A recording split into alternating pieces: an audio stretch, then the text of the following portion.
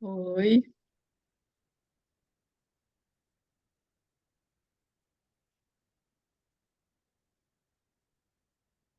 oi, Cris. Olá, boa Oi, noite. Renata, boa noite, Tudo tudo bom? bem? Oi, Carlos. Oi, Carlos. Oi, Cris. Oi, Renata. Oi, Oi, Lisa. Neuza. Tudo bem? Tudo bem, você? Tudo ótimo.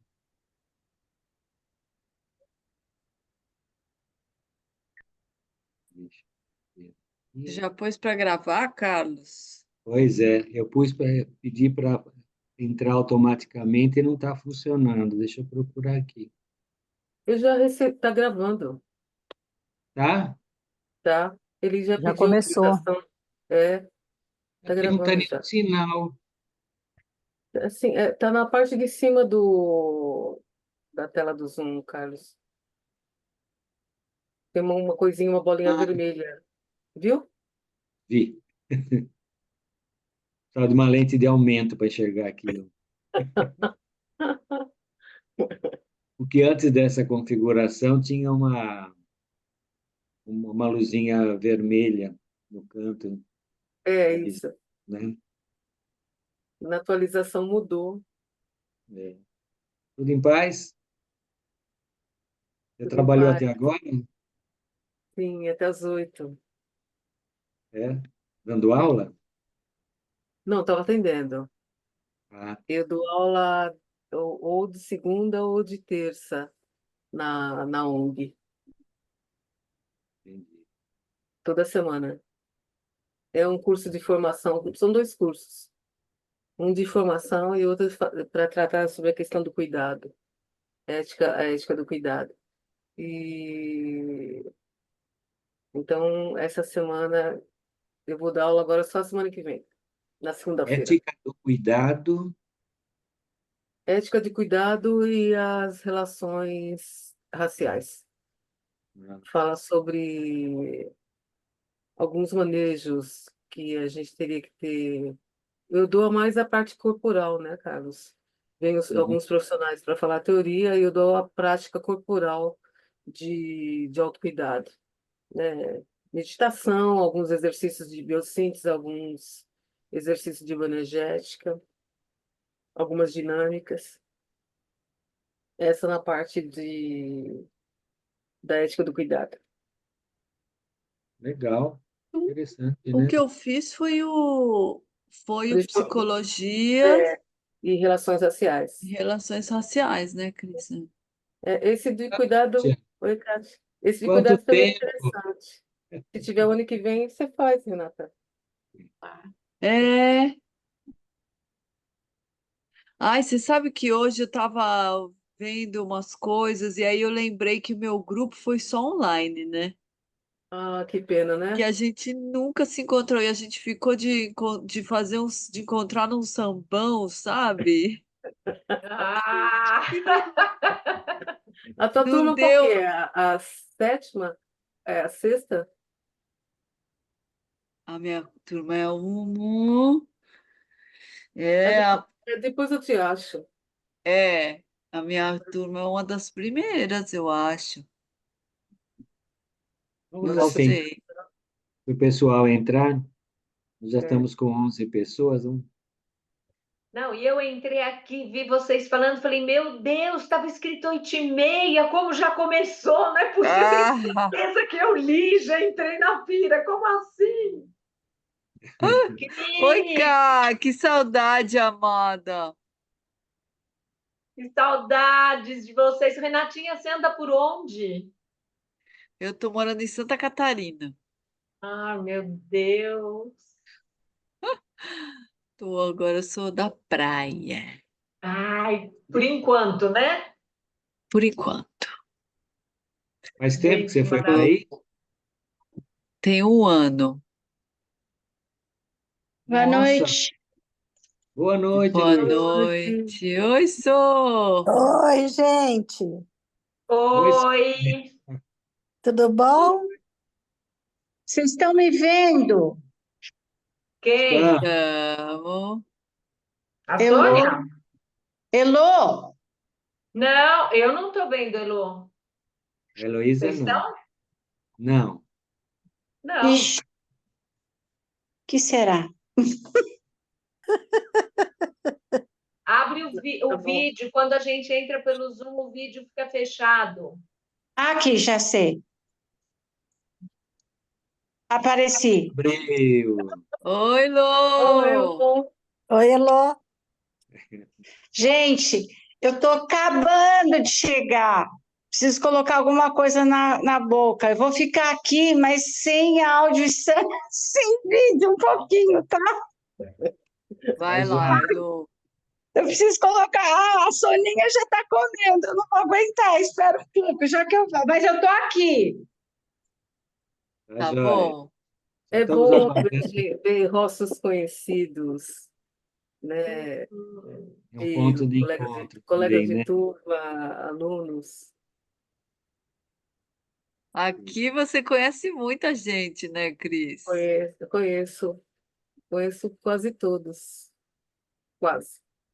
E você vai para o seminário, Cris?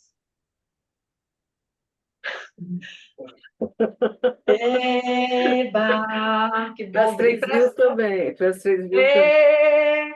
Nossa, que delícia! Vou lá participar do grupo de movimento presencial. Ah, vamos depois fazer um grupo de brinde, bebimento, para matar saudades do corpo a corpo. Ô, É, Kátia, você está trabalhando com personal ainda? Se eu ainda trabalho com? Personal? Não, não. Não. É a última vez que eu falei com você, você estava pensando em deixar. Não, tava, então, eu já queria deixar antes, a pandemia me ajudou. A pandemia foi, né, se é que dá para falar isso, mas na minha vida me ajudou algumas coisas, algumas mudanças favoráveis. Acelerou aí um processo de migrar mesmo, definitivamente, e 100% para o consultório. Ah, é? Que ainda tinha alguns alunos, algumas pacientes de massagem que estavam comigo há muitos anos, E você atende aonde? na Cristiano Viana, Ah, é tudo pertinho. perto do metrô Sumaré, tô ali naquele miolo. Tá. Legal. Legal. E quando que você vai voltar para. Renatinha, você vem para algum dos eventos para Talvez as 3 bios. venha, venha. Mais um pouquinho, Cris, a gente começa, tá? Eu estou tá esperando o bom. pessoal entrar mais um pouquinho. Oi, Mas estamos. Sil! Oi, boa noite a todos. Tudo Oi, bem? Oi, Olha a oi, Júlia Cris. ali, ó, a disfarçada de Júlia. Karen. É bom se Maravilha. sentir em casa. É bom, né, Cris? É, ainda mais para falar desse tema, é bom estar mais confortável. É, essa família maluca aí.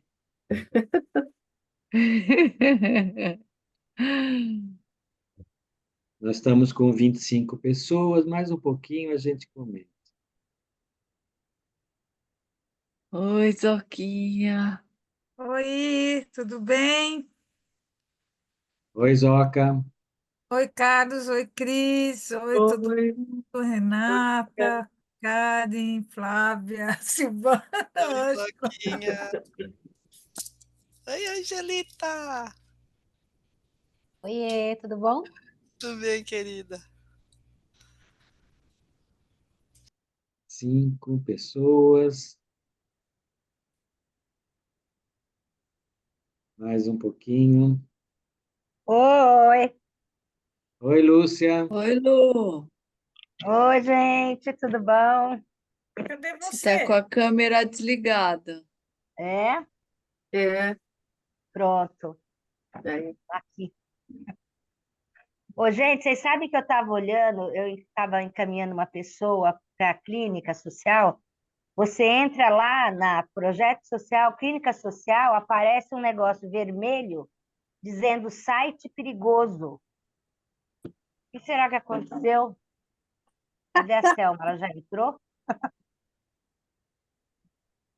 Será que não é só para o seu computador, isso? Não, não, foi a pessoa que eu encaminhei que me avisou. Aí eu fui lá Ah, ver se tinha algum problema, né? Ah, tem uma Ó pessoa lá, a falando. Está Rayane está acontecendo dizendo. várias vezes. É, Está acontecendo Eita, isso bastante. é. Isso E tem que ser depende, falado depende para o do jeito que desenvolvedor. entra, dá esse erro.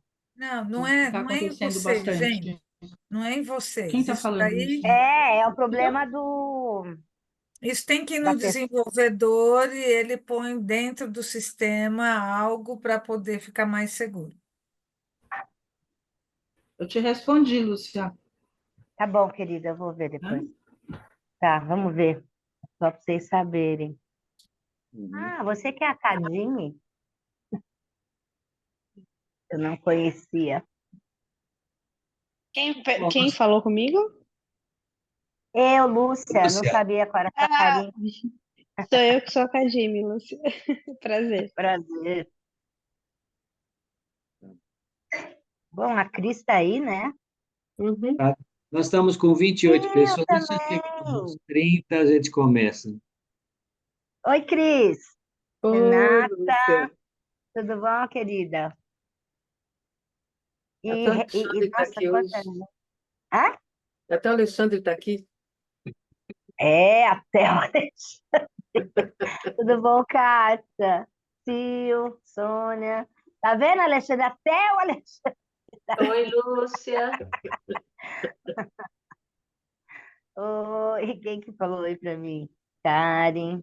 Aí, Tem a Sônia, a Fui eu Sônia que também. respondi seu oi. Fui eu, Lúcia. Kátia. Ah, tá. É, Bom, Bom. começamos, Ocas, estamos com 30 Bora, pessoas. bora Tá, começar, bora começar. então vamos lá. Então, deixa eu falar algumas coisas antes de passar a apresentação. Tem muita gente nova aqui hoje que está acabando de entrar no SAP. Então, eu gostaria primeiro de falar quem sou eu, né? Sou Carlos Marano, eu sou supervisor do SAPs e coordeno as reuniões semestrais de todos os terapeutas do SAPs, como essa que nós estamos fazendo agora. Sejam todos bem-vindos, fiquem à vontade, principalmente os novos, né, para fazer perguntas, dar suas opiniões. Vai ser um diálogo, uma conversa, né, de acordo com a intenção da palestrante.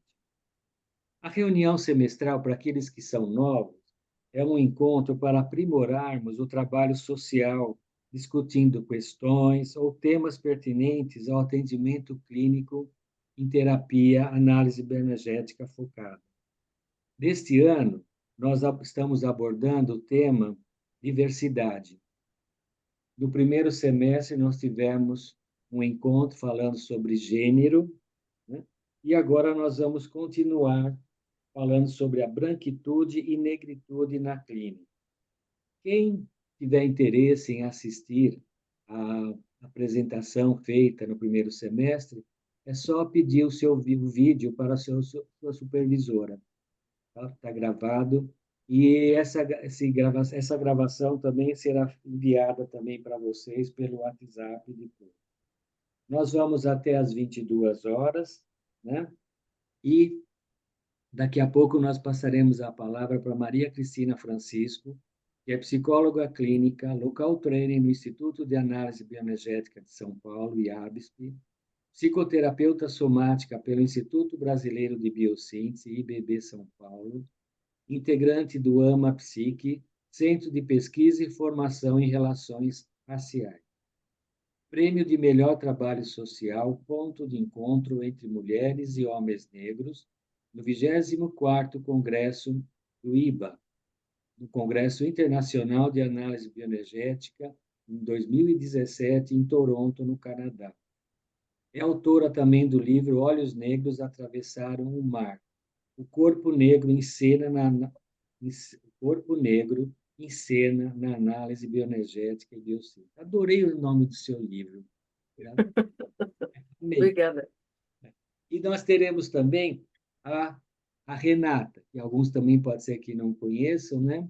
Ela é também supervisora do SAPS e que irá nos ajudar a dinamizar um pouquinho a nossa conversa, né? Então, passo a palavra agora para Cristina, Maria Cristina, e para a Renata. Maria Cristina, fique à vontade, a casa é tua. Você já conhece a maioria também do pessoal. Eu conheço o marido do pessoal. É, Renata, você fala primeiro, eu falo. Você, amada, eu sou Tá bom. só sua coadjuvante aqui. Ah, tá bom.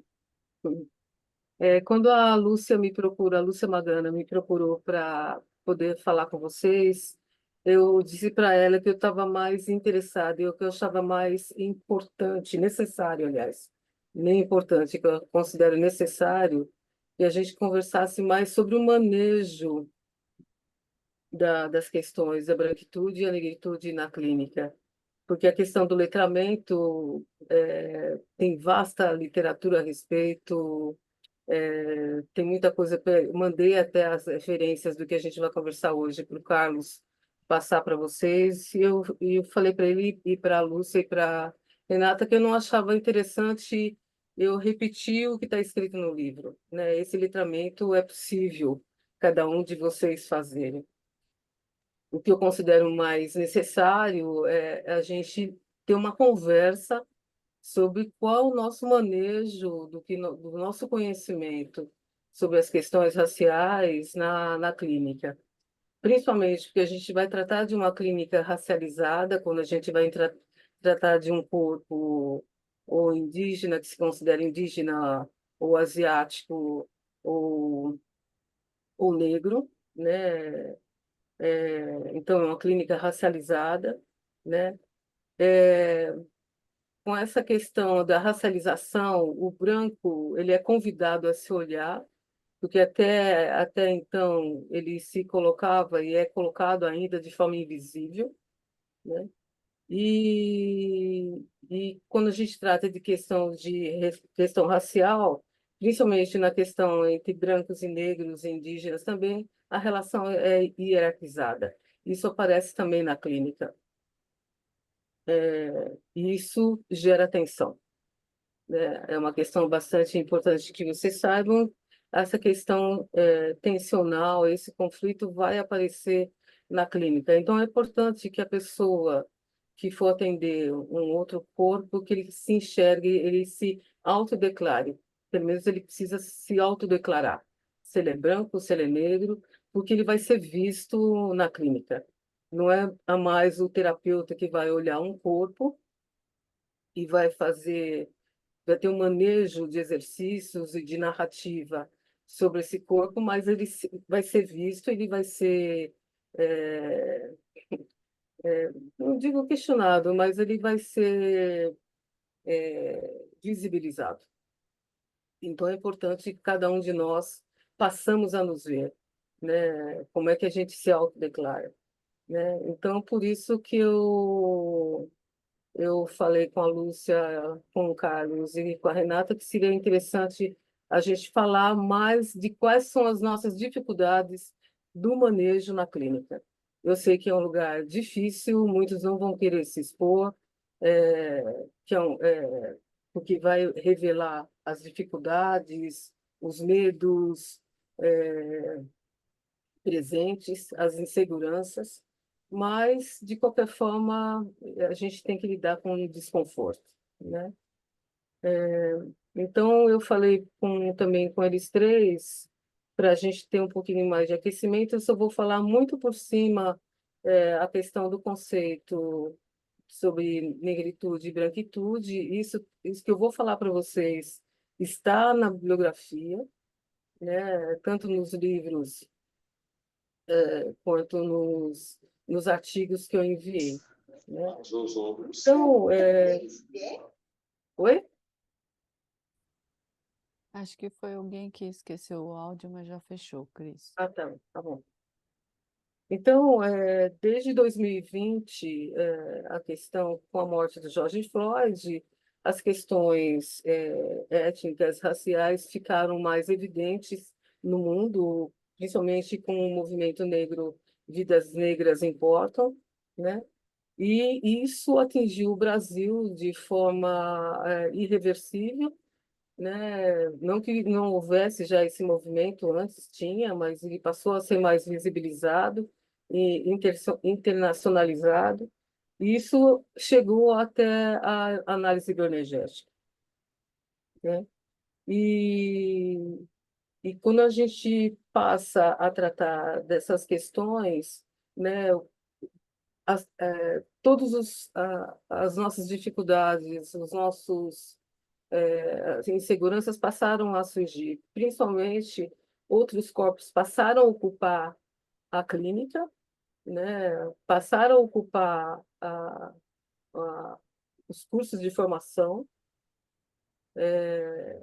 e eu acredito que na clínica social também, né? E vocês viram, a gente sabe, alguns alunos estão aqui das turmas, e vocês sabem o quanto isso gerou conflito, né? Isso gerou tensão nas relações, e ainda gera, né? Então é importante que a gente saiba manejar essa questão, né?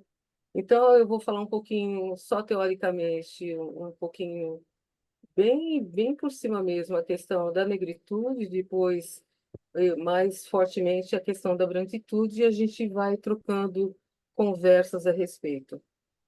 Eu não sei se isso cabe dentro da expectativa de vocês.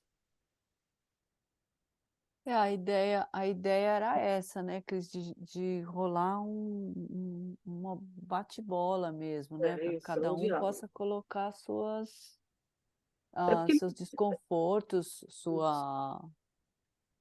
É, então, e aí fica aí. Então, acho que o que a Cris está fazendo é um convite para todos, né, para que a gente possa participar com as nossas questões, ou nossas impressões, nossas experiências também.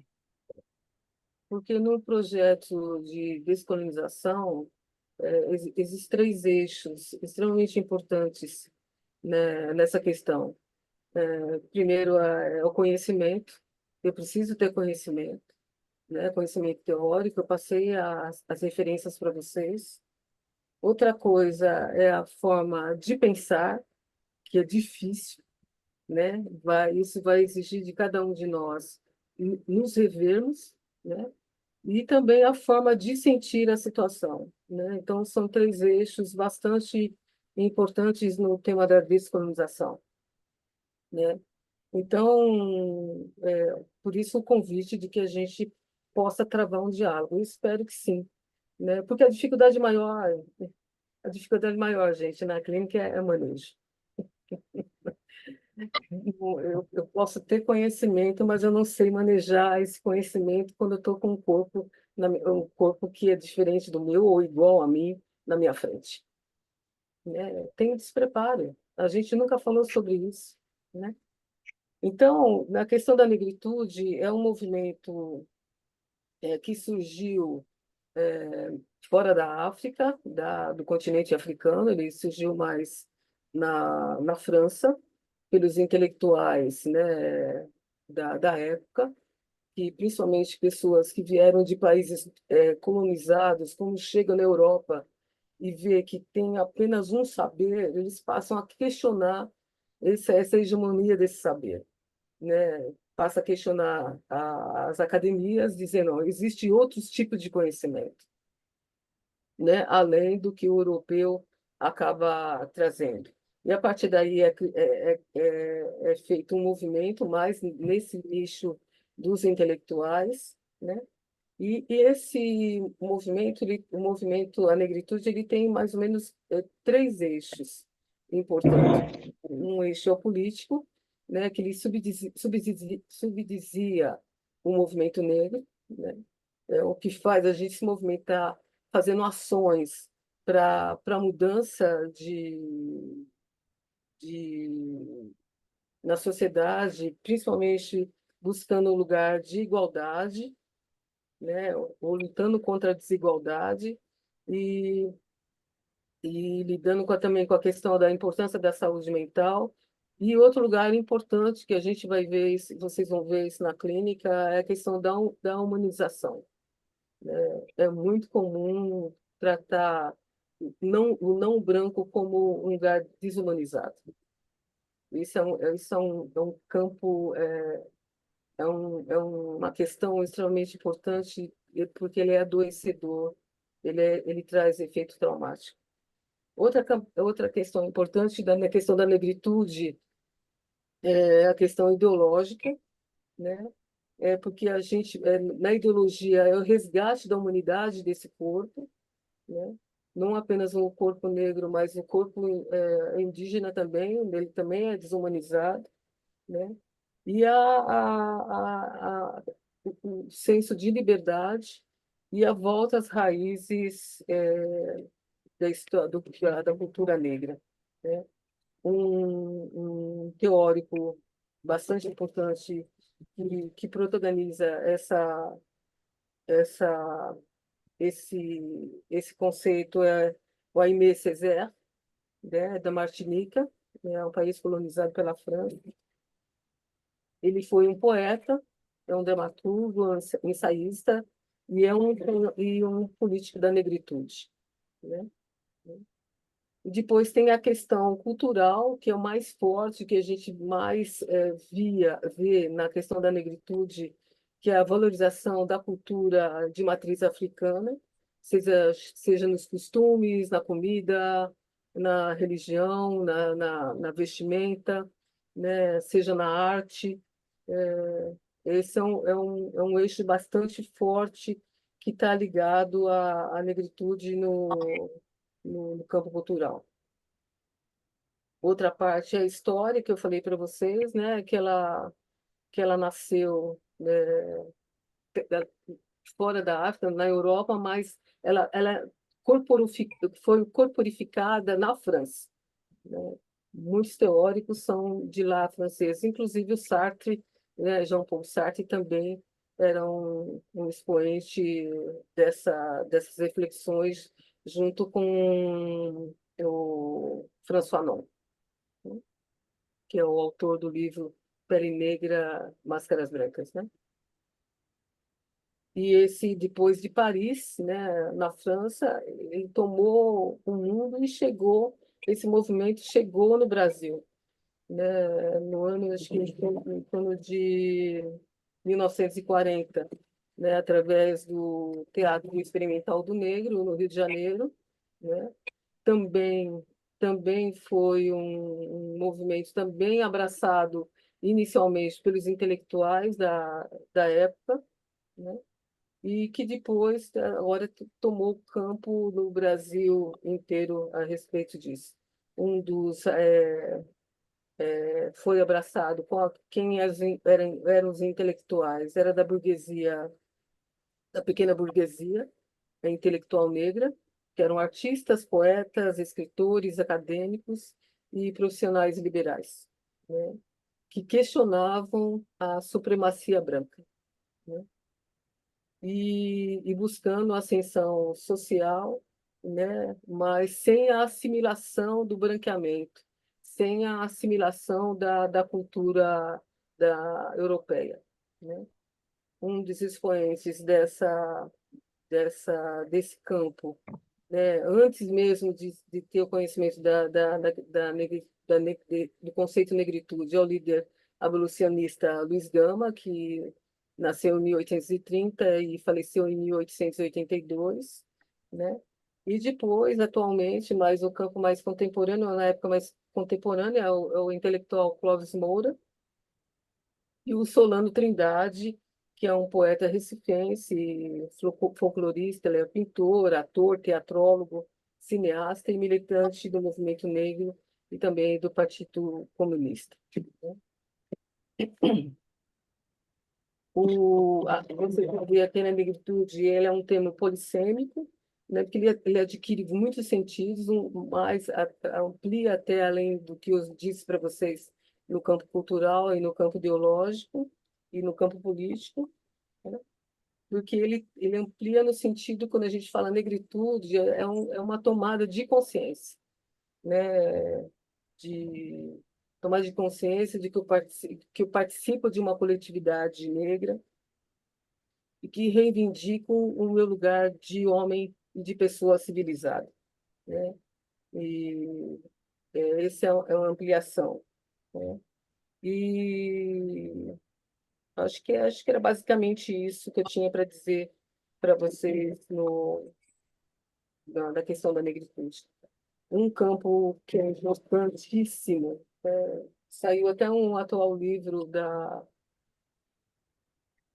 eu passei na bibliografia para vocês, imagens passei para vocês, está na bibliografia, da Lilia Schwartz, da Companhia das Letras. É o livro que saiu agora, recentemente, acho que mês passado, foi lançado, que é esse livro da Cida Bento, da Pátria da Branquitude, que isso aparece muito nas instituições, né? E outro livro bastante importante é a questão da branquidade, né? Que é uma coleção de artigos de autores que fala sobre a branquidade, que é a condição de ser branco na África, principalmente na África do Sul, aqui no Brasil e Estados Unidos, e até questiona algumas questões em territórios asiáticos, né? É leitura, além do livro da Lia Weiner, que também está na bibliografia, é leitura obrigatória. Não tem nem o que questionar, né? Então, para a gente falar de branquitude, é importante que a gente saiba o que é branquitude, o que é branquidade e o que é brancura, né? A brancura se refere à cor da pele, né? E simbolicamente ela é sinônimo, né? Por conta da supremacia racial, ela é sinônimo de pureza artística, de nobreza estética, de majestade moral, de sabedoria científica. Ele é o belo, ele é o bom, ele é o honesto, é ligado ao espírito, o outro é selvagem, é ligado à razão, né, ao progresso, ao desenvolvimento, né, à civilização e à humanidade. Tudo isso está ligado ao fato de eu ser branco, né? O negro, o indígena e o asiático é o oposto disso. E branquidade, a gente quase não usa essa expressão atualmente, nem nos movimentos negros, a gente usa mais branquitude, mas inicialmente tratava sobre isso. Tem até livros que usam, alguns autores usam esse conceito, que fala mais sobre a condição de ser branco, né? Algumas pessoas se identificam como branco e não querem sair, não é que não querem sair dessa condição, não querem tomar consciência, né, desse lugar seu de privilégio, e que isso é gerador de desigualdade, porque coloca corpos em hierarquia, né, e acaba promovendo mais oportunidades para essas pessoas, né, e gerando desigualdade, porque o acúmulo de riquezas, né, de oportunidades fica para esse nicho de pessoas e os demais ficam na vida mais marginal, né? E a questão da branquitude diz respeito mais a uma tomada de consciência desses privilégios, né? E sabendo que, quando eu trato de negritude, eu estou falando de dominação, né? É importante que eu tenha isso bastante evidente, né? É a dominação de um corpo sobre o outro, de um conhecimento sobre o outro, de um cargo sobre o outro, é sempre numa relação hierarquizada. E para nós é importante, dentro da clínica, isso vai gerar tensão, isso vai gerar corpos com nível de tensão muscular, isso desde pequeno, porque as crianças vão vivendo isso desde o período gestacional, né, mesmo no período escolar, e isso vai fazer parte né, na hora da leitura corporal, isso vai fazer parte da minha leitura, da minha análise sobre o corpo. Eu vou ter que ter um cuidado, uma leitura mais delicada, mais atenta, né, sobre esse corpo, né? Então, para a gente saber que isso vai ser um marcador social sobre um corpo, né? Um teórico bastante importante que começou a trazer essa questão da branquitude foi o Du Bois, né? É um ativista político, um filósofo negro estadunidense, né, que começou a trazer essa problemática em 1935 e em 1910 ele já trazia falando das questões da estrutura das relações entre pessoas brancas, impedindo que pessoas negras tivessem acesso ao protagonismo, né? Depois veio, na África do Sul, né, a Melissa Stein, né, que estudou branquitude nesse país, né, trazendo a questão, uma mulher branca, trazendo a questão da desigualdade e as questões de gênero na região, né? Depois vocês já conhecem, alguns já estão familiarizados, que é o Frantz Fanon, né, nasceu na Martinica, um país colonizado pela França, né, em que ele questiona a questão da pele negra, no livro ele questiona a subjetividade da pele negra em máscaras brancas, né?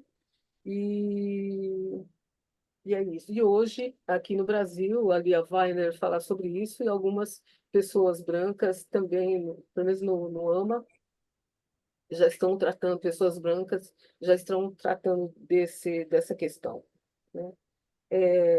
Em 1900, essa questão da branquitude, ela tomou um corpo maior recentemente, em 1989, né, lá no meio universitário estadunidense, né, de uma tomada de consciência acerca do que é ter pele branca.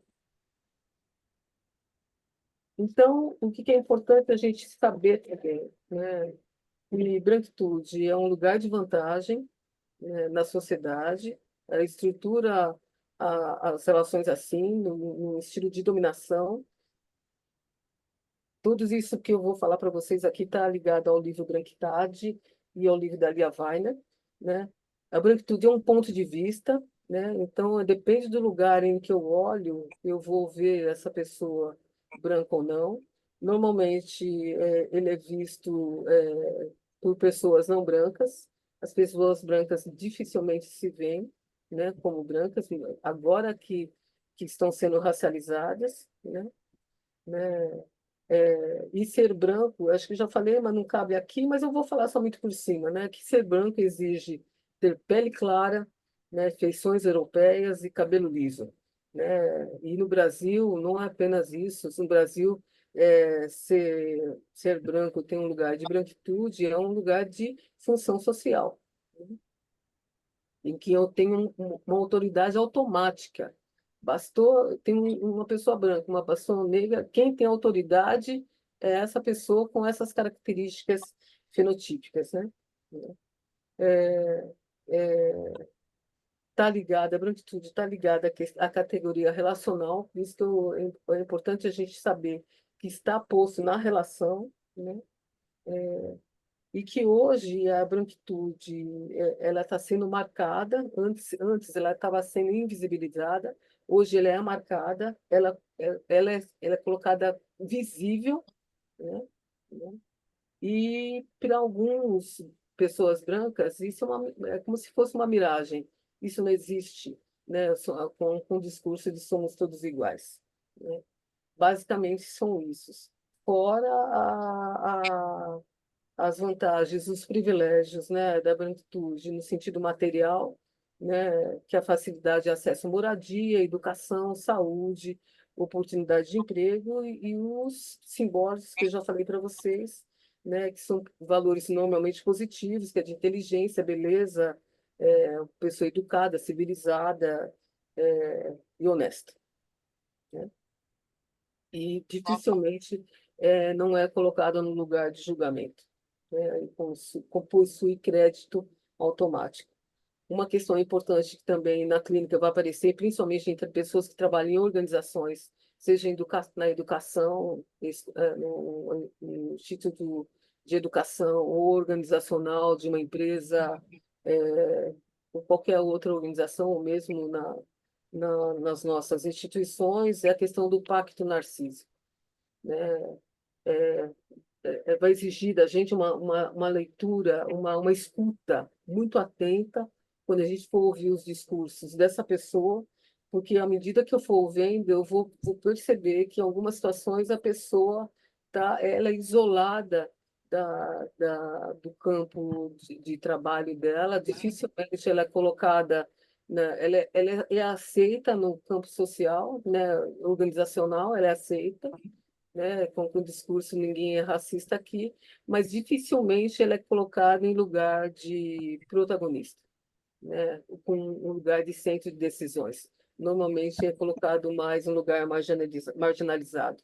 Essa é uma prática, essas alianças narcísicas é inconsciente, é do campo psicanalítico.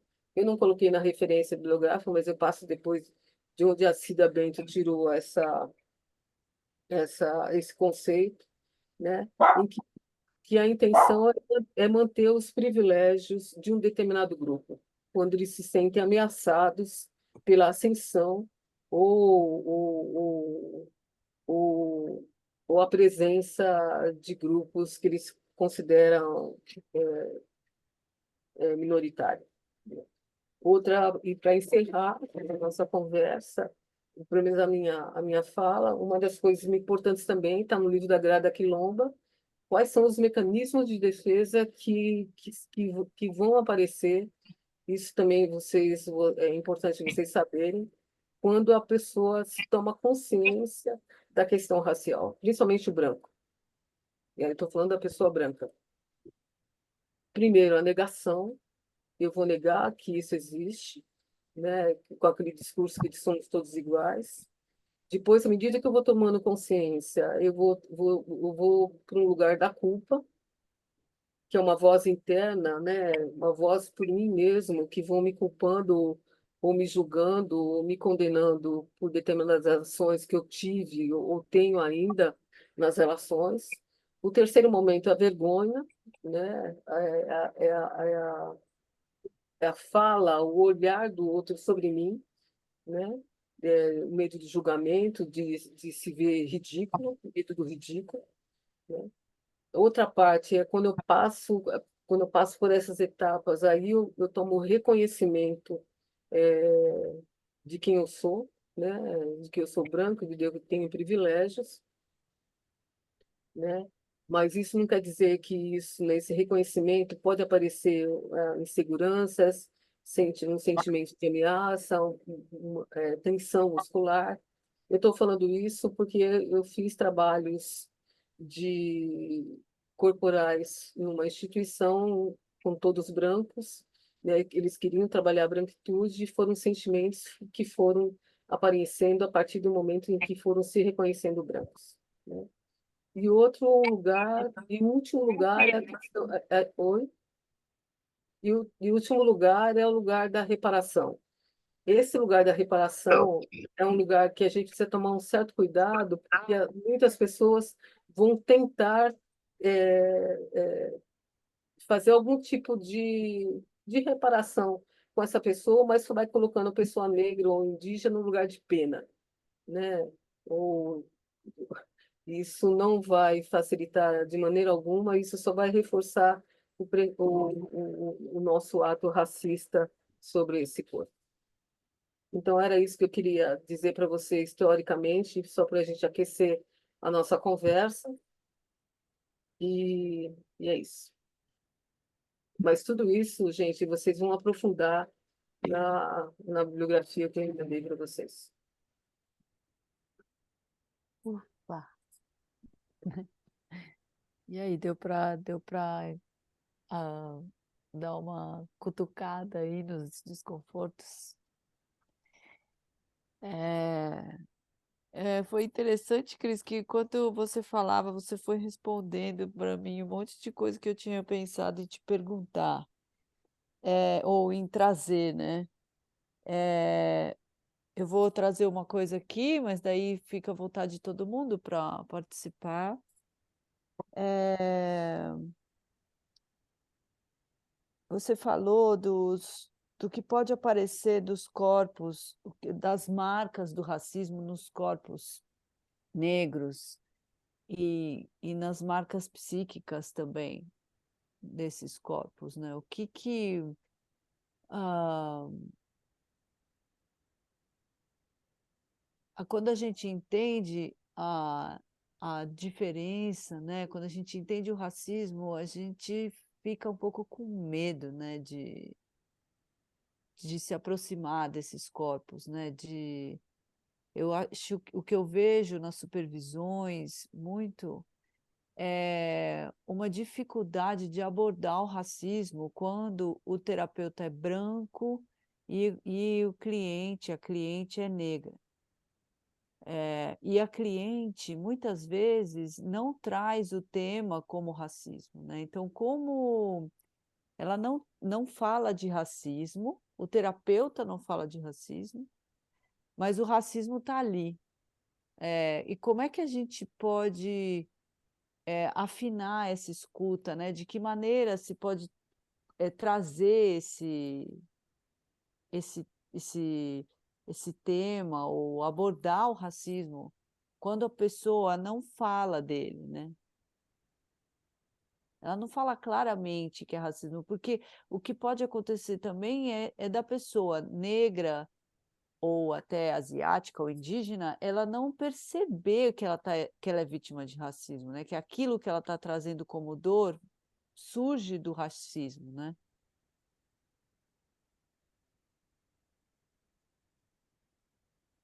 É, quais são as marcas do racismo no corpo? Primeiro, a gente tem que considerar que racismo é considerado pela pela ONU como uma violência e vivemos, né, nós negros, indígenas, e asiáticos também, e vivemos esse lugar como violento, né? A violência, ela todo corpo negro, seja criança, adulto, mulher ou adulto, ele tem no seu corpo a experiência traumática. Eu acho que essa é uma questão importante quando a gente for lidar com o racismo, né? E o corpo ele vai carregar algum nível de tensão, né? Nem sempre vai estar evidente, mas é importante que eu saiba, né, que ele vai estar presente nisso, né? O racismo ele pode estar vindo através de um gesto, não necessariamente a pessoa foi abordada por um policial, né?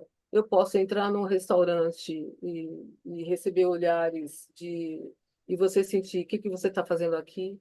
Eu posso ser perseguida numa loja, né? Eu posso ser negada um empréstimo, mesmo que pequeno, mesmo que eu tenha todas as condições de crédito, eu posso ser negada esse crédito pelo gerente do banco, como já aconteceu. Todos esses exemplos que eu estou falando para vocês são todos reais, né? São todos, Comuns, né? né? Bem comum.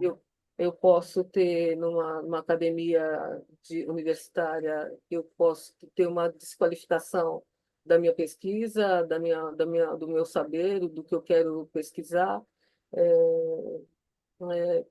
Tudo isso vai vir como uma experiência traumática, né? E a experiência psíquica disso, porque é uma violência, ela pode fazer com que o meu corpo esteja tenso, eu posso não ter um pouco de resistência e não trazer essa expressão dessa violência verbalmente, mas corporalmente eu vou perceber isso.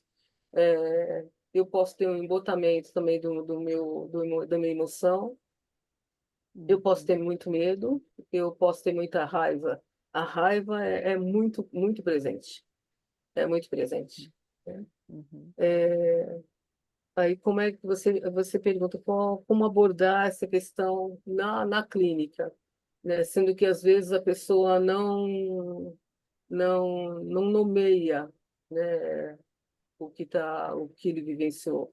Algumas pessoas podem dizer que não vive essa questão da discriminação racial, principalmente se for de uma pele mais clara, isso não fica muito evidente. Quem tem a pele mais escura, mais retinta, isso não tem dúvidas, né, de que a É. pessoa sofreu.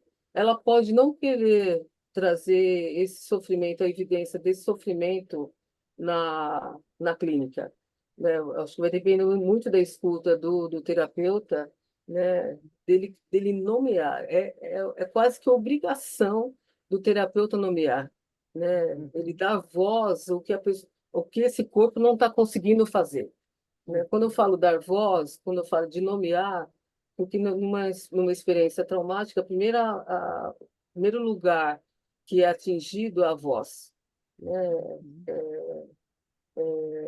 E essa angústia aqui no peito, que é angústia de aniquilamento. Boa parte das pessoas negras tem esse tipo de angústia, né? E eu falo que é angústia de aniquilamento, porque é experiência de morte. Ou é morte concreta, né? De que eu posso morrer, eu posso mesmo. Vocês sabem disso, que Ser tanto baleado criança na como rua. adulto, qualquer, mata, né? Claro. Ou se não é pela polícia, é pela doença, né? Por alguma doença, ou infarto, ou ou câncer, seja qualquer outro tipo de doença, né? Ou, agora, peraí, me perdi. Aniquilamento, a sensação de aniquilamento, que é uma É, experiência de quase a experiência morte. de aniquilamento, experiência de morte. Quando a pessoa não fala, porque é por conta da dor mesmo, e às vezes eu nego que eu vivia, que a violência é tão grande, é importante que o terapeuta nomeie, né? Se a Uhum. pessoa não quiser prolongar essa história, se ela continua negando, eu respeito, né? Uhum. Mas eu evidencio, né? Eu atendi eu estou atendendo uma pessoa, uma garota negra de pele clara, que a terapeuta dela era branca, né? E a terapeuta pela escuta, né? Uma terapeuta com mais letramento, o que é raro, né? Com letramento, e ela disse para essa cliente dela: você chegou a pensar o que você está vivendo é racismo? Ela levou um susto quando ela trocou isso, porque até então ela não se via como negra, Uhum. né? Porque é de pele clara.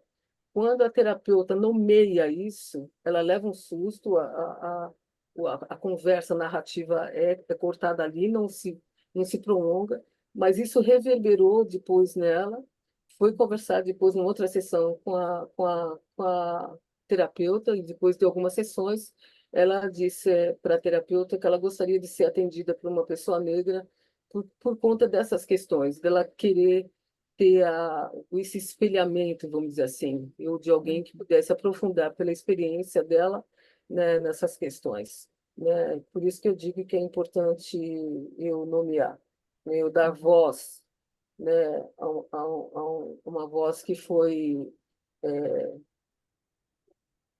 marcada, né, ou contida nessa região da garganta. E é uma expressão muito comum, vocês viram no George Floyd, ou mesmo acho que é da Alberto, do homem que foi assassinado também no Carrefour, né? Que ele fala: eu não consigo respirar. Então, essa questão da respiração é extremamente importante no trabalho corporal, principalmente no que diz respeito à pessoa negra. Do É, silenciamento, né, Cris? oi? Do silenciamento, né? Silenciamento. E é Das... importante também que, às vezes, a pessoa branca se nomeie, né, dependendo se for uma pessoa negra de consciência, né, que tenha letramento, que tenha consciência, se é uma pessoa, um terapeuta negro que está no processo de mesmo que seja racista, mas ele está no processo de querer se desconstruir desse lugar, dependendo do contexto, é importante que a pessoa branca também se coloque. Eu me vejo branco, eu reconheço os privilégios que eu tenho. É como se dissesse, ó, eu te vejo, mas eu me vejo também, né? Por que que eu estou dizendo isso? Por conta da questão da confiança, né? Se não houver relação de confiança na relação, se o cliente vê que essa pessoa é terapeuta branca, ele fica na sua redoma, né? Não amplia o processo de, de elaboração, né, psíquica, essa pessoa vai embora. Ou a gente retraumatiza, né? Ou essa pessoa branca retraumatiza esse corpo, né? Porque ele nega e não quer ver, ou às vezes não acredita, né, no que essa pessoa está dizendo, né? E quando ela se racializa, ela coloca o que está posto dentro do campo psíquico, né? Porque é um marcador social, né? E é um marcador psíquico também, essa questão da hierarquia entre os corpos, né? Entre branco e negro. Ah, sim, que do lugar do terapeuta ainda, né? Ou se o terapeuta for branco, fica ainda mais, né? Dependendo de como esse terapeuta se posiciona, né? Diante dos clientes, ainda fica mais diferente ainda, né? Fica mais distante, maior, né? Com certeza. E é um lugar também, né? Por muitas das nossas ações, estou falando agora como se fosse uma pessoa branca. Muitas das nossas ações, quando a gente fala, a gente vai notando à medida de alguns cotidianos que a gente foi vivendo, né? A gente teve essa conversa, eu, você e o Carlos, né? Dos cotidianos que a gente foi vivendo, o que a gente passava despercebido para o banco, que poderia ser apenas uma conversa disfuncional, que aquilo era racismo. É. A gente vai tendo noção, né? Vai ampliando a nossa percepção, né? Desse campo. E é importante que o terapeuta branco ele tenha um pensamento ampliado, que ele se reveja, porque o cliente ele vai até onde o terapeuta alcança. Se o terapeuta não consegue ir além disso, ou como diz o Loen, o processo pode se considerar um fracasso. É. Você foi falando da experiência aí dessa sua cliente, me lembrou a minha experiência, né? Que quando eu sofria racismo e não sabia que era racismo. E quando eu cheguei no AMA e fui exposta a toda a história do racismo, eu me dei conta de que eu tinha sido mutilada. Foi um golpe muito grande que eu senti de que eu tinha sido apartada de metade de mim, né? Eu sou filha de um casal interracial, e de uma mulher branca e um homem preto. E isso representa muito isso que você está dizendo, né? Essa separação, porque a nossa ignorância é tão vasta, né? Porque a gente não foi exposto a nada sobre a cultura negra. Absolutamente nada em nenhum momento. Então, uma pessoa parda como eu, ela vai se entender, vai tentar se entender branca, mas ela vai viver episódios de racismo muitas vezes, né, que não vão ter explicação. Então, essa é uma sintonia fina, né, que eu acho que a gente só consegue mesmo passando pela experiência de branquitude, negritude, né, com a leitura, para poder identificar essas dores, né? Acho que se eu tivesse tido essa terapeuta, né, na minha vida que dissesse, Renata, você sofreu racismo, nossa, eu ia estar mais inteira antes, né? Eu não tive essa sorte, né? Então, quantas pessoas, né, vivem essa mesma condição, até os próprios asiáticos, eu vejo hoje na minha clínica isso, né? Hoje a gente poder falar disso, né? Ah, Verdade. Já já eu falo sobre isso. O Alexandre queria quer comentar. falar? Gente, pode participar todo mundo. Bom, boa noite mais uma vez, todas as pessoas aí. Obrigado, Cris, mais uma vez, você trazendo para a superfície aí um assunto tão importante. Eu acho que muitos de nós, né, enquanto sujeitos da sociedade e aqui, né, enquanto falo, né, em nome das pessoas que estão aqui em formação, futuros terapeutas, acho que a gente está meio que ficando impaciente com algumas posturas, sabe? Eu vou dizer aqui que quando você fala do Pacto da Branquitude, às vezes eu vejo isso numa certa acomodação da formação, porque eu acho que eu poderia, assim como você, trazer uma série de informações, né? Então, as evidências que o racismo mata vão surgindo cada vez mais, né? Então, a gente fala muito aqui da respiração, né? Respiração é falar de mitocôndria, né? É falar do processo de replicação celular. Então, muitas pesquisas têm mostrado que o grande problema da pobreza, né, que tem intersecção, esse indicador, como você falou, racial, ele é muito potente, né? Ele é político, ele é da saúde, ele é da oportunidade, e isso prende respiração.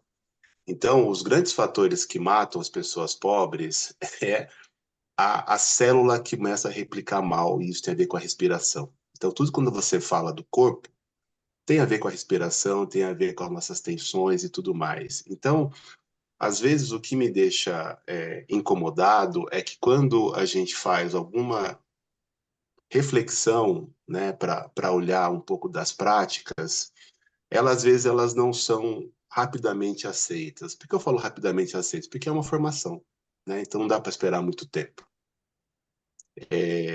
Alguns colegas de turma aqui sabem, né, das situações que ocorrem muitas vezes.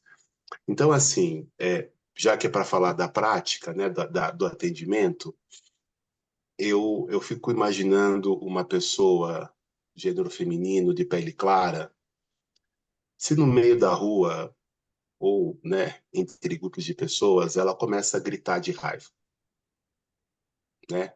Uma mulher branca gritar de raiva. Qual vai ser a reação das pessoas do entorno? E se sou eu gritando de raiva? Qual seria a reação das pessoas? Então, como é que uma prática para extravasar a raiva tem que ser, para mim, a partir do grito? O grito não faz sentido para mim. O grito de raiva para mim não faz sentido. O grito de raiva para mim é uma ameaça de morte. Se eu gritar e sair correndo, é bem provável que alguém venha e me agrida, porque supostamente eu estou correndo, agredindo, fugindo de alguém que eu agredi ou correndo para agredir alguém. Então, como é que né, professores com tanta formação, né, propõem esse tipo de exercício para mim? E mais, quando a gente vai para um módulo, não cabe perguntar quem são as pessoas, qual é o perfil da sala. Eu falo isso como professor, tá? Assim, também tem essa experiência, né? Saber quem é a turma, como é que vai ser. A gente sabe que às vezes na correria a gente tem aula pronta, tem o propósito pronto, mas tá mudando o tempo, né? Olhando aqui para alguns professores, tá? Eu vou citar a Cris e o Delfim, viu? E o Delfim, que foi dois professores que tiveram, a meu ver, o cuidado de olhar para os corpos, né? E quando propôs a prática foi acolhedora para as pessoas, né? Que eu entendo como pessoas negras, tal, porque foi nesse olhar de ter atenção. Então, quando a gente fala tanto de retraumatizar e tudo mais, então veja, quando a Cris fala que a gente vive em tensão, com certeza, para quem tem a empatia e o letramento, tem sido dias de morte da população negra. Mortes, porque o que está acontecendo hoje está tensionando o maxilar das pessoas, tensionando a musculatura das pessoas, tensionando a artéria das pessoas, porque o racismo está no ar. Assim como a fumaça está no ar, gente, hoje, nos últimos dias, o racismo está no ar. Então, assim, eu já tenho, eu estou perdendo já um pouco essa paciência de esperar que todo mundo vá se mover. Eu acho que é hora de cada um fazer essa reflexão, porque eu tenho entendido que é muito fácil a gente não ser racista, né? Isso a gente pode fazer no tema individual, mas no espaço de transformação, como é o espaço terapêutico, quer dizer, vocês sabem o quanto vocês salvam pessoas, e as pessoas salvam outras pessoas, o quanto isso tudo forma pessoas que salvam pessoas que vão salvar pessoas. Não dá para vocês esperarem tanto tempo, gente. Não dá.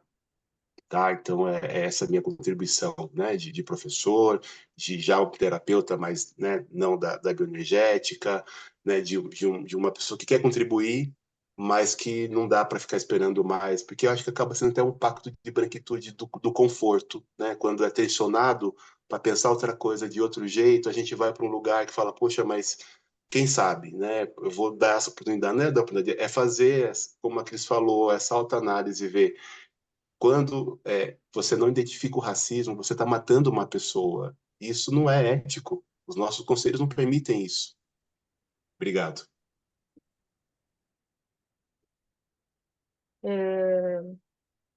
Da questão da...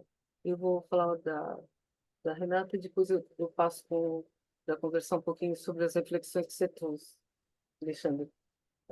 Foi importante a Renata trazer a questão da relação interracial.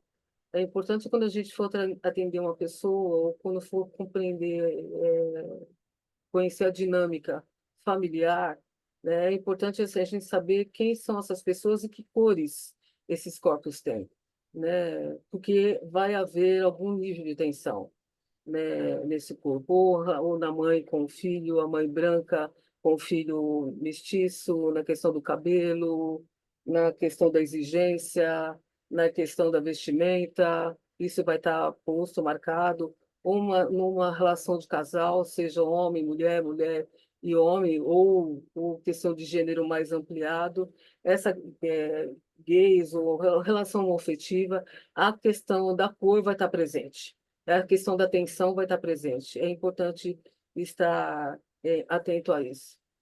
Tem um livro da Lia Weiner que chama...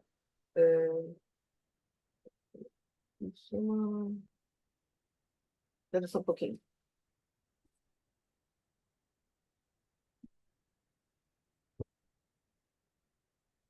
Esse livro aqui, Famílias Interraciais, da Lia Weiner, Tensões entre Cor e Amor, né?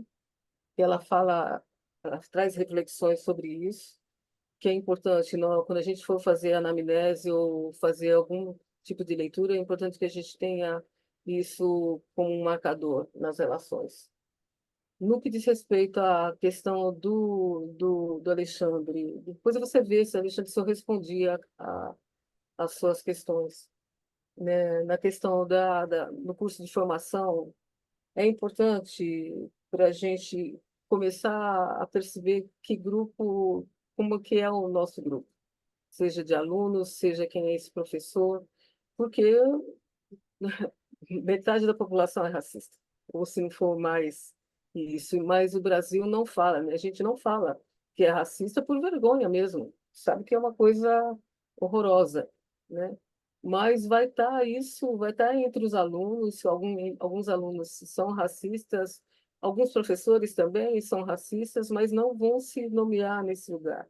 No que diz respeito, quando a gente vai trazer a questão da expressão da raiva, né, nos exercícios do Loen mais clássicos, né, de expressão da raiva, é importante que a gente saiba em que grupo a gente está colocando, pelo menos o corpo negro, um corpo... Quando eu falo corpo negro, eu falo que é um corpo traumatizado. Eu estou falando de um corpo que traz a questão do trauma, um trauma de um corpo não humanizado, um corpo marginalizado, em que se ele expressa a voz, ele é morto, né, de alguma forma, né? Então, é importante que a gente tenha percepção do grupo que eu estou lidando. Antes, era todos brancos, vamos dizer assim, né? Todo mundo em pé de igualdade. Então, expressar a raiva, mesmo que vinha de questões de uma experiência de dinâmica de trauma familiar, é, o contexto é o mesmo. Quando a gente traz esse marcador de desigualdade, é um corpo que está cotidianamente sendo traumatizado. Essa é uma questão bastante importante. É uma luta diária, é uma luta constante, é o tempo todo, é no ônibus, é na rua, é no restaurante, é no shopping, na escola, seja na qualquer tipo de formação que a gente tem em qualquer instituição. Vai ter, de alguma forma, alguma experiência de tensão por conta do racismo, seja um olhar, uma fala, um gesto, mesmo que uma fala naturalizada, mas quando chega nesse corpo, ele chega de forma violenta, mesmo que a gente fale de forma despretensiosa, teoricamente, né? Então, é importante que a gente, na formação, a gente tenha mais cuidado em ter percepção de que grupo eu tô atendendo. Vocês sabem disso, porque já teve conflitos nas turmas em função disso, inclusive alunos que desistiram. Quando a gente trata de trauma, isso é básico, do Peter Levine, em um dos livros dele. Quando a gente trata de trauma, a gente tem que colocar, quando a pessoa for fazer algum tipo de expressão de emoção, num campo seguro, né, e um campo protegido.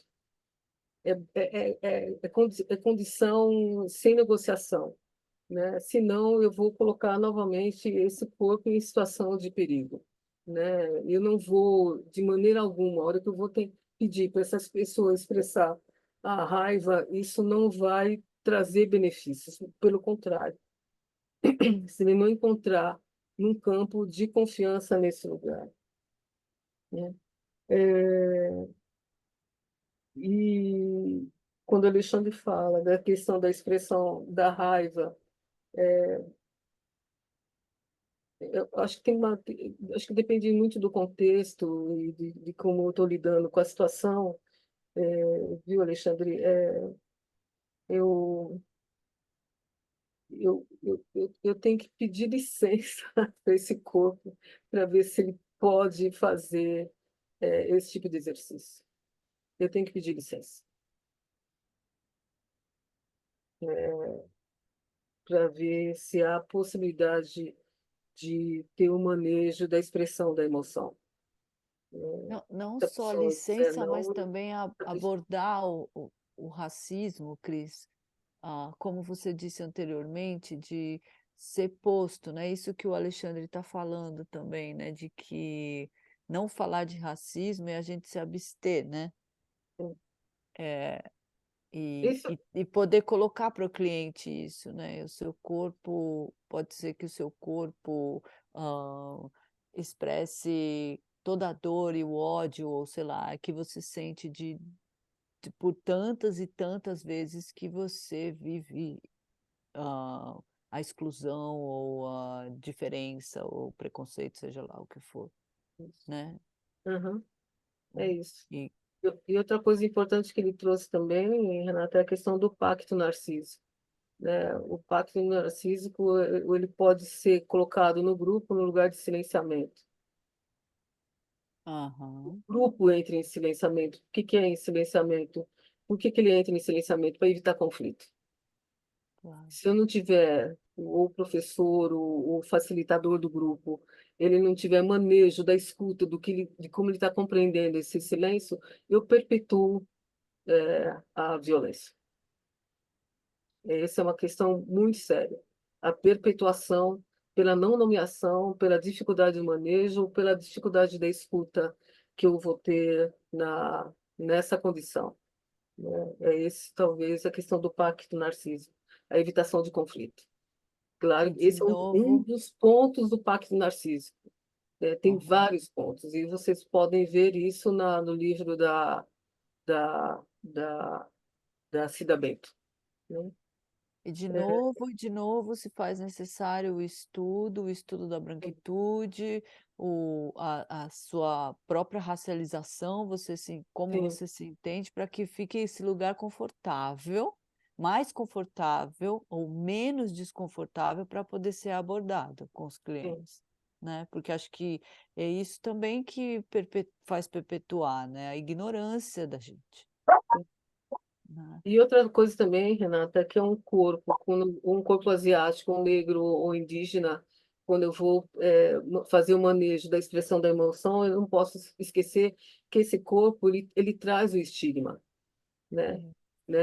Ou da mulher negra raivosa, ou do negro violento, né? Normalmente vai para essas reflexões, né? É um corpo estigmatizado, né? Então, na expressão da raiva, quando não venho, se eu não tenho o manejo do grupo, fica muito complicado esse tipo de colocação, né? Porque a mulher branca, quando expressa raiva, ela é uma mulher que está expressando a dor e coisa e tal. Se é uma mulher negra, um corpo negro está expressando a raiva, é um cara violento, uma raivosa. Normalmente é esse estigma que é marcado, né? Acho que O é isso que Henrique o tem uma Alexandre trouxe. colocação para fazer, É Cris. O isso, Alexandre? Henrique. É isso. Opa, Depois eu desculpa. passo para o Henrique. É isso, Alexandre? É isso. Sim, Cris, obrigado. Henrique? E tem algumas perguntas também Oi, aqui gente. no chat, tá? Só É para você verdade. saber. Uhum. Tá dando para ouvir? Tá, sim. Tá. Bom, também queria agradecer a Cris, né, por essa explicação, essa exposição e tal. Acho que é sempre muito importante e, enfim, me fez lembrar da sua aula, Cris, da aula que a gente teve com você no ano passado, na formação. E foi muito bom de novo aqui, sabe, né? Te ouvir e tal. Eu fico pensando bastante, na verdade o que eu ia falar tinha tudo a ver com isso que você falou agora, sobre essa questão do pacto narcísico, né? E da negação do racismo, assim, por nós brancos. Porque isso é uma das coisas que eu acho que... Enfim, só contextualizando, né? Eu não estou atendendo há muito tempo, comecei a atender faz pouco tempo, estou atendendo 2 pessoas e ambas são brancas, mas... E nem com essas pessoas também essa questão, né, do racismo não apareceu, né, pelo menos nesses primeiros meses de terapia. Então, enfim, eu acho que eu vou falar de uma coisa bem específica, sabe, mas que eu acho que é importante para pensar na responsabilização da branquitude, né, que é uma questão que eu vejo em outras situações, em situações particulares que eu vivencio em coletivos, em relações familiares, né? Minha família também é uma família interracial, por assim dizer, que tem pessoas negras e pessoas brancas, uma maioria de pessoas brancas, mas algumas pessoas negras. E aí percebo um pouco, assim, né, nas defesas que a branquitude cria para si mesma. Então, eu acho que isso é uma coisa muito importante, que eu ainda não vi aparecer na clínica, por conta disso que eu estou falando para vocês, que eu comecei a atender há pouco tempo. E, de qualquer maneira, uma coisa que me chama muito a atenção, em espaços coletivos, é bem esse silenciamento mesmo, como você falou, né? Essa dificuldade da gente reconhecer o racismo quando ele aparece. E eu estou dando ênfase no quando ele aparece por um motivo, que já, digamos assim, já se tornou comum pessoas brancas admitirem que são racistas. Claro, menos comum do que deveria, mas assim, já se tornou uma coisa mais, assim, pega bem, né? A gente tem que falar, né? Tem que se autocriticar, fazer uma problematização e tudo mais. Mas, eu acho que como a ideologia, né, do mito da democracia racial, como é uma ideologia, é um mito, né, tem essa característica de ser insidiosa, né, de se esconder quando a gente acha que a gente pegou no pé, ela se enfia de novo ali num esconderijo, né. Então é uma coisa que tem que ser perseguida, né. Eu digo isso porque a pessoa que admite que é racista de forma crítica, ela não necessariamente reconhece na concretude o racismo dela. É uma coisa meio, claro, porque eu sou branco, porque eu vivo numa sociedade assim, assim, assado, porque o racismo é estrutural. Tem até gente usando, né, acho que é essa coisa de novo, assim, as pessoas a tendência é a gente deturpar conceitos críticos para se defender. Então, porque o racismo é estrutural. Né? É como se a pessoa nem sabe que é racismo estrutural, mas usa isso como um escudo. Vejo isso acontecer também com o próprio conceito de lugar de fala, né? Porque a gente pode também usá-lo para dizer que, assim, não sou eu que tenho que me posicionar sobre isso, porque afinal de contas esse lugar de fala não é meu. E até vi alguém dizendo isso na internet um tempo atrás, que era isso assim, a branquitude é um lugar de fala sobre o racismo. Ela não pode achar que ela não é lugar nenhum, né? Tem essa responsabilidade, assim. Então eu acho que a tendência é muitas vezes a gente cair nessas armadilhas dessa ideologia que é insidiosa, ela é persistente, ela se esconde, sabe? E eu acho que as formas como ela aparece, elas são sutis mesmo, né? Então, tipo assim, essa ideia de que quando o racismo é apontado na situação concreta, é mais difícil de admiti-lo do que dizer em abstrato que eu sou racista porque moro no Brasil, sabe? Né? É muito mais difícil as pessoas admitirem isso. E eu acho que a tendência muitas vezes é a gente, falando aqui como homem branco, né? Mas é uma tendência de nós brancos passarmos o pano mesmo para amigos, colegas, familiares, pessoas que a gente respeita, né? Brancas, quando acontecem situações racistas. E aí acho que entra nessas questões, né? Do silenciamento, no sentido mesmo de assim, se eu admito que isso que o outro está fazendo é racista, eu vou ter que admitir também quando for eu, né? Nesse sentido tem tudo a ver com o pacto, como você falou, né, Cris? O pacto da branquitude. Então eu queria só contribuir com isso, assim, eu não vi isso na clínica ainda, mas eu vejo isso em muitas relações, né? Essa tendência da gente meio se autoproteger, assim, né? E a falta da branquitude se responsabilizar. E aí eu queria reiterar isso mesmo, assim, nós brancos precisamos estudar sobre racismo, a gente precisa ler, né, livros de pessoas negras que estudaram sobre isso, né, que pesquisaram, produziram sobre isso, e não achar que é um discurso, né, basta ter a intenção, né, porque realmente a gente precisa ir atrás mesmo, né. Enfim, é isso. Só isso que eu queria contribuir. E obrigado mais uma vez. Obrigada, Henrique. Você trouxe questões bastante importantes na questão da branquitude, nas questões das defesas. Quando eu fiz o trabalho corporal com pessoas brancas, o que foi aparecendo é um lugar altamente confortável. Se a gente for fazer exercício no lugar de que eu me coloco branca, é muito bom, gente. É muito legal. Porque é um lugar vaidoso, né? É um lugar altivo, né? É um lugar confortável, é um lugar seguro, né? Foi isso que foram aparecendo. Em algumas situações, a pessoa vai vendo que é um lugar arrogante, né? E muitas vezes é um lugar que também cansa, né? Ficar nesse lugar, mantendo essa hegemonia, né? Para manter o seu poder ali, é um lugar que também cansa, exige um esforço também. Mas é muito confortável, né? Se eu fosse branca, eu entenderia também por que eu não quero sair desse lugar. Mas por tomada de consciência, né? Eu gosto muito dessa frase, né? O meu, o meu, o meu direito só é direito se o outro também tiver direito. Do contrário, é privilégio.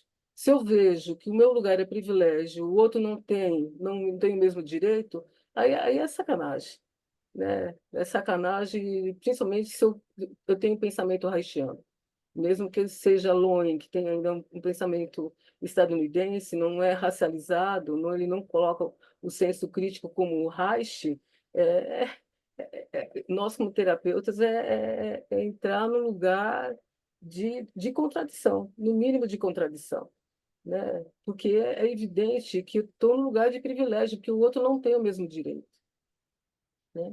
Outra coisa, quando você fala, né? Alguns falam, eu sou racista mesmo, entra no lugar da banalização, né?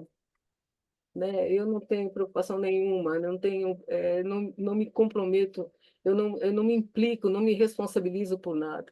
Agora, se eu tenho um senso crítico, eu digo que eu sou racista, eu vou perceber esse lugar que eu ocupo, o quanto ele gera sofrimento, né? Não é apenas desigualdade de direitos, é o sofrimento psíquico, é o sofrimento físico, isso mata, né? Se a gente tomar consciência disso, isso é muito sério, né? Outra coisa, quando a pessoa fala, mas é racismo estrutural. Existe racismo estrutural e institucional. O estrutural está no topo, abaixo vem institucional e embaixo é comportamental. Eu tenho que perceber que o meu racismo é de comportamento, que está ligado à estrutura, que está ligado à instituição, está ligado. Mas o meu comportamento é racista. Eu tenho que ter esse tipo de posicionamento, né? Não é só colocar isso como desculpa, né? E a gente se esconde mesmo, por um lugar defensivo, né? Por um lugar de medo, né? No fundo é aquele artigo, é um livro, aliás, está esgotado, né? Onda Negra, Medo Branco, né? À medida que as pessoas negras vão tendo mais o direito de ocupar determinados espaços, o branco, principalmente aquele mais inseguro, né, que tem dificuldade de lidar com a diversidade, porque aí é a diversidade que vai nos salvar. Lidar com a diversidade, ele vai ficar morrendo de medo, né? Então, e outra coisa que eu acho que é importante falar, mais dentro da fala do que Alexandre falou, da questão da questão de mudança, os valores são os últimos a mudar, né? As crenças, então, que estão enraizadas dentro da gente, né, são mais complicadas ainda. É importante que a gente vá sempre tendo, como você mesmo disse, o pensamento crítico e reflexivo, para a gente rever as nossas condutas, as nossas falas, os nossos gestos, as nossas atitudes e principalmente a nossa postura, né? Tanto no campo haitiano, tanto no campo asiático, tanto no campo de saber africano, a postura é essencial, a forma, a maneira como eu me coloco no mundo, né? A forma como eu me coloco na relação com o outro. Eu tenho que estar sempre me revendo em relação a isso. E a postura tem a ver com a respiração. A forma como eu respiro, né? Se a respiração está curta, se ela está fluida, se ela está tensa, eu vou perceber como é que eu estou no posicionamento no mundo, seja branco, seja negro, né? Até o branco ele tem que rever como que ele está respirando na hora que ele está atendendo determinados corpos. A minha postura está ali, marcada, né? Acho que é isso. Tem uma pergunta aqui da Letícia, que ela diz assim, não sei me identificar, não sei se sou parda, que nasci e cresci na periferia e vivi as experiências traumáticas daquele contexto, ou se sou uma branca em negação. Também sou filha de um casal interracial. Eu acho que são muitas coisas nos marcam, viu, Letícia, que faz com que a gente se perceba como pessoa negra ou não. Um deles, que é o mais evidente, é a questão do cabelo. A questão do cabelo me marca muito nesse lugar. Mas é algo para você refletir, eu acho, na questão da sua história pessoal, principalmente o lugar que da família te colocava, né? Teus pais, tua mãe, que experiências traumáticas foram essas que você viveu? Foi o fato de você morar em determinado território, que é um marcador social também, o lugar em que você mora, né? Ou o fato da cor da sua pele, ou uma questão de classe sua. Se está ligado a alguma coisa ligada ao seu estereótipo, à questão do seu corpo, possivelmente é ligado à questão de você ser mestiça, mesmo de pele clara, né? Mas isso é uma coisa que a gente vai construir, vai se tornando, ou vai se conhecendo à medida que a gente vai trabalhando, ou elaborando, ou ressignificando as nossas experiências, seja na terapia, nos coletivos. É isso. Bom, Nós está temos, chegando o então, horário, né, Fernanda? nós estamos chegando ao final, estão faltando 5 minutos. Então, se Tá. alguém quiser fazer alguma questão ainda para a gente fechar, fiquem à vontade. Cris, Oi? essa pergunta de como se identificar, né, me lembrou do livro da Neuza, do Tornar-se Negro. Isso. Isso também é uma coisa que é um fato muito importante, eu acho, para a gente levar para a clínica, que quando trabalhando com pessoas negras, por exemplo, são pessoas que viveram a estrutura da branquitude, né? São pessoas que estão para se tornar, né? Acho que todos que vão para a terapia vão assim, né? Como é que você expandiria isso? Porque as pessoas pretas, elas têm outra. Primeiro, porque muitas vezes elas foram tentar ser brancas, né? Ou pelo menos passar por menos pretas, né? Fazer coisas de branco e tudo mais. E aí, quando se descobre, né, o caminho da terapia é levar a gente para a nossa essência, né? Para a gente expressar a nossa natureza. Né? E como porque isso é complicado, porque a gente vive uma cultura onde a gente tem poucas referências, né? Hoje mais, mas a gente tem poucas referências de pretos confortáveis nas suas peles, né? Quando você traz o livro da Neuza, a Neuza, ela questiona dentro da psicanálise lacaniana, né, como é que você vai se tornando negro à medida que você assimilou desde pequena a estética branca, alisando o cabelo, né, tentando afinar o nariz. Né? Teve gente que já passou cândida na pele, né, esfregou a pele com esponja para ver se a pele ficava mais branca. Uma coisa absurda que eu ouvi de uma senhora negra, né? A gente não, lembra dessa história de a gente tomar choque, a gente fica branco, sabe? Branco de essa criança, ela falava que quando era criança, ela colocava de propósito o dedo na tomada para tomar choque, para ver se o corpo dela ficava branco. Isso quando criança. Ela contou isso para mim e na hora para ouvir isso para mim foi muito muito complicado. Então, essa questão de ser negro tem duas questões bastante importantes. Ser negro é uma invenção. Se a gente antes a gente ia para a África, todo mundo é igual, essa não tem essa, ou se é negro ou se é branco. Não tem isso, isso é inventado pelo branco, né? Só que é inventado no sentido pejorativo, no sentido negativo.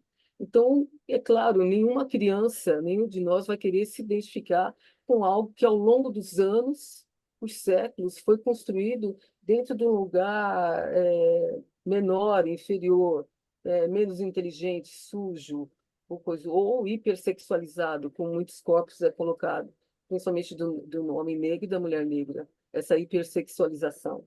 Ninguém vai querer se identificar com isso, né? Hoje, quando a Neuza fala tornar-se negro, ou a gente fala da questão da negritude, a gente fala tornar-se negro no sentido de uma negritude positiva, né? Com valores, né? De uma cultura milenar, antiga, né?